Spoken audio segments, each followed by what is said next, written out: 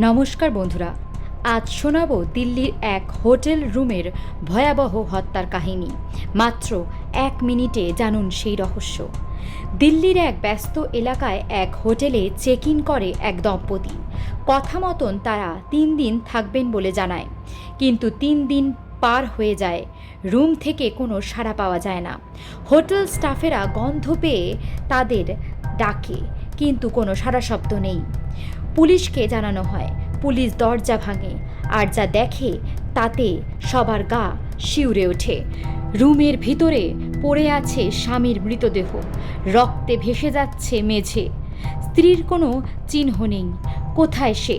কিভাবে খুন হলো মানুষটি?